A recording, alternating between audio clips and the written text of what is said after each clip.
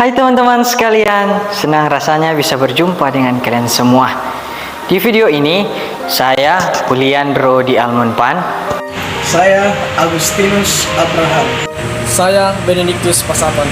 Saya Benedictus Tangke Allah Akan berbagi tentang sifat-sifat gereja. Seperti yang kita ketahui bahwa gereja memiliki 4 sifat, yaitu 1. Kudus, Katolik, dan Apostolik. Untuk itu, di video ini kami akan menjelaskan memberikan beberapa informasi berkaitan dengan masing-masing sifat-sifat gereja ini. Baik, saya akan memulainya dengan sifat yang pertama, yaitu 1. Ketika kita mendengar kata 1, apa yang pertama terlintas di pikiran kita? Apakah 1 itu menunjuk kesamaan? Apakah 1 itu menunjuk kekompakan atau keseragaman? Nyatanya tidaklah demikian. Karena seperti yang kita ketahui bahwa gereja itu nyatanya tidak satu.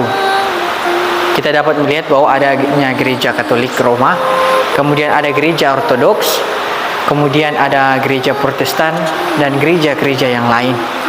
Kita juga melihat bahwa dalam gereja sebagai umat Allah bahwa terdapat peran-peran tertentu dalam gereja. Misalnya saja ada imam, kemudian biarawan, biarawati, lalu ada awam. Dengan demikian, sifat gereja yang 1 itu nyatanya tidak menunjuk pada keseragaman, sesuatu yang sama. Sebab 1 di sini ingin menunjuk sesuatu yang lebih bersifat teologis, yaitu asal-usul dari gereja yang berasal dari kesatuan Allah Tritunggal. Jadi Allah yang 1 dalam 3 pribadi, Bapa, Putra, dan Roh Kudus, kemudian 1 dalam Allah, itu yang dihayati oleh gereja. Gereja kemudian mengambil bentuk 1 itu untuk menunjukkan kesetiaannya kepada Allah Tritunggal. Lalu kesatuan juga ini ingin ditunjukkan oleh gereja dengan memilih 1 dalam kebersamaan. Jadi masing-masing yang memiliki peran tertentu dalam gereja kemudian menunjukkan kesatuannya dalam kemajemukan, dalam kebersamaan, dalam perbedaan. Lalu kesatuan juga ingin menunjuk pengakuan iman gereja terhadap warisan-warisan yang diturunkan oleh para rasul berupa perayaan-perayaan, khususnya perayaan sakramen, kemudian pengakuan iman terhadap ajaran-ajaran yang diturunkan oleh para rasul. Dengan demikian, kesatuan dalam gereja itu tidak ingin ditunjukkan atau tidak ingin menunjukkan kesamaan atau keseragaman, namun ingin menunjukkan 2 hal, bahwa gereja itu berasal dari kesatuan Allah Tritunggal, kemudian gereja itu memiliki iman yang diwariskan oleh para rasul hingga saat ini. Baik, sekian dari saya tentang sifat gereja yang 1. Kita melangkah ke sifat gereja yang kedua. Teman-teman sekalian, ciri gereja yang berikut adalah gereja kudus. Tentu gereja yang kudus adalah sebagai hal ini adalah umat beriman atau umat pilihan Allah. Mungkin teman-teman bertanya saat mendengar kata atau yang baca gereja kudus, apa sih yang dimaksud atau mengapa sih gereja disebut kudus? Mungkin yang muncul dalam pemikiran atau dalam teman-teman adalah umat yang rajin berdoa, umat yang rajin beribadah, atau orang yang selalu berbuat baik. Itu tidak salah. Tetapi sebenarnya ada 2 alasan mendasar bahwa gereja disebut kudus. Yang pertama, gereja disebut kudus karena ambil bagian atau berpartisipasi dalam kekudusan Allah sendiri. Partisipasi itu muncul atau tampak ketika kita mengikuti perayaan Ekaristi. Di sanalah tubuh dan darah Kristus kita terima, kita persatukan dengan tubuh kita. Pada saat itu kita sebagai umat Allah atau gereja itu menjadi kudus dalam partisipasi itu. Kemudian yang kedua, teman-teman,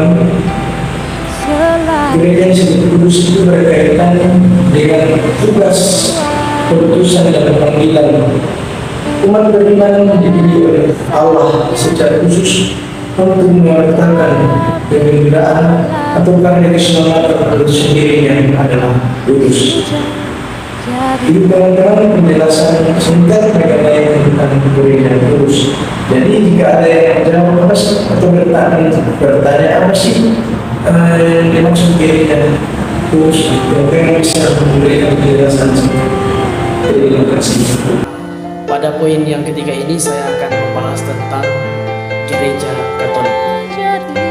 Kata Katolik berasal dari bahasa Yunani, yaitu Katolikos, yang berarti umum atau universal, menyeluruh. Nah, dalam perjanjian baru kita tidak menemukan kata Katolik itu sendiri, karena kata Katolik itu pertama kali muncul ketika dalam tulisan Santo Ignatius dari Antioquia sekitar akhir abad pertama dan awal abad kedua. Dikatakan bahwa di mana ada uskup, di situ ada umat. Sebagaimana di mana ada Kristus, di situ juga ada gereja Katolik, ya, Katolik Ecclesia. Nah, pengertian ini kata Katolik sebagai ciri gereja yang didasarkan pada diri Kristus yang hadir. Nah, gereja disebut Katolik karena gereja hidup dalam ajaran dan rahmat yang utuh dari Tuhan Yesus Kristus sendiri.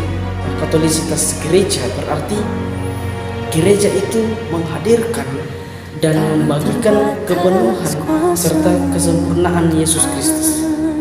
Katolik itu hadir dalam semua gerejanya tanpa terkecuali. Santo Cyrillus dari Yerusalem berkata bahwa gereja disebut Katolik karena tersebar di seluruh muka bumi, juga karena mengajarkan secara menyeluruh dan lengkap segala ajaran iman yang sama manusia yang mau disembuhkan secara menyeluruh pula. Nah, pada zaman reformasi, kata Katolik muncul lagi untuk menunjuk pada gereja yang tersebar di mana-mana, dibedakan dengan gereja-gereja Protestan. Jadi ada perbedaan di antara gereja Katolik itu sendiri dan gereja Protestan pada zaman reformasi.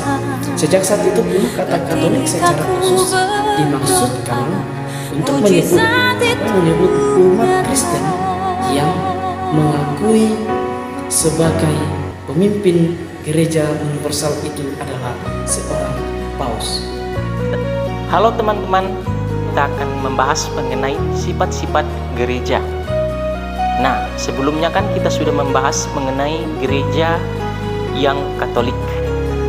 Sekarang kita akan membahas mengenai ciri gereja yang lain, yakni gereja yang apostolik. Adakah dari kita yang mengetahui apakah itu apostolik? Nah, berasal dari kata apostolos dalam bahasa Yunani, artinya para rasul. Lalu, mengapa para rasul bisa menjadi dasar dari ciri gereja ini? Ternyata teman-teman, para rasul itu merupakan saksi utama dari kisah penyelamatan Allah dalam kehidupan manusia melalui Yesus Kristus. Konkretnya, para rasul merupakan saksi dari hidup Yesus Kristus, anak Allah. Lantas, bagaimana sih bentuk-bentuk dari apostolika gereja? Ada 3 bentuk apostolika gereja. Yang pertama, apostolika formal. Nah, mungkin bagi teman-teman yang sering kali mendengar tentang pentabisan uskup, kita akan melihat bagaimana sih peristiwa atau proses pentabisan atau penumpangan tangan uskup itu menjadi apostolika gereja. Jadi teman-teman, apostolika gereja itu berarti kesetiaan gereja dalam penerusan kepemimpinan Jadi gereja dari waktu ke waktu berusaha meneruskan kepemimpinannya yang berasal dari para rasul.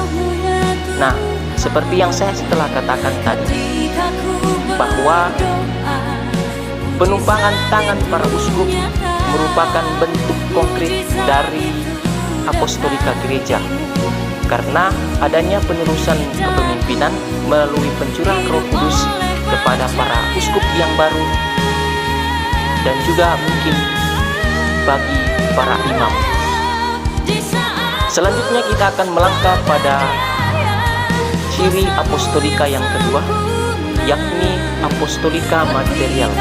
Baiklah, demikianlah materi pembahasan dari sifat-sifat gereja. Terima kasih atas perhatian dari teman-teman sekalian. Semoga bermanfaat, berkah dalam